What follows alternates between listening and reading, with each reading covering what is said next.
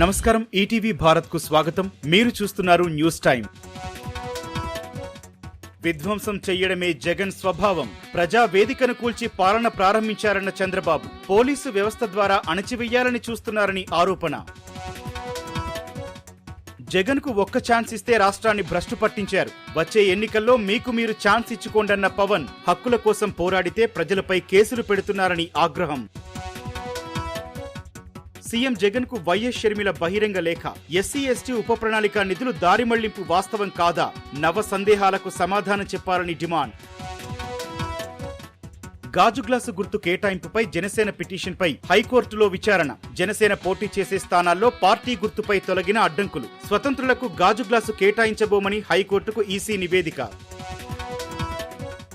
దిశ నిందితుల ఎన్కౌంటర్ కేసులో పోలీసులకు ఊరట. సిర్పూర్కర్ కమిషన్ నివేదికపై తెలంగాణ హైకోర్టును ఆశ్రయించిన పోలీసులు షాద్నగర్ తహసీల్దార్పై చర్యలు వద్దంటూ హైకోర్టు ఆదేశం.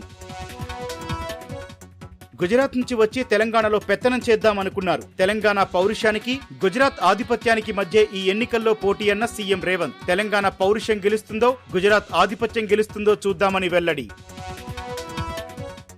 లైంగిక వేధింపుల ఆరోపణలపై ఎక్స్లో స్పందించిన ప్రజ్వల్ రేవన్న. బెంగళూరులో లేనందున విచారణకు హాజరు కాలేకపోతున్నానని వెల్లడి. బెంగళూరు సిఐడితో తన న్యాయవాది మాట్లాడారన్న రేవన్న. ఏప్రిల్లో ఆల్ టైం రికార్డు సాధించిన జీఎస్టీ వసూళ్లు. ఏప్రిల్లో 2.1 లక్షల కోట్లు సాధించిన జీఎస్టీ వసూళ్లు. గతేడాది కంటే 12.4% పెరిగిన వసూళ్లు. ప్రధాని మోదీకి లేఖ రాసిన Karnataka CM Siddaramaiah. Prajwal Revanna diplomatic passport రద్దుకు ఆదేశించాలని వినతి. హోంశాఖ, విదేశాంగ శాఖకు ఆదేశాలు జారీ చేయాలని కోరిన సీఎం. సల్మాన్ ఖాన్ ఇంటి వద్ద కాల్పుల ఘటనలో నిందితుడు ఆత్మహత్య. లాకప్ లో ఆత్మహత్యకు యత్నించిన నిందితుడు అనూజ్ తపన్. అనూజ్ను ఆసుపత్రికి తరలించగా అప్పటికే చనిపోయినట్లు వెల్లడించిన వైద్యులు.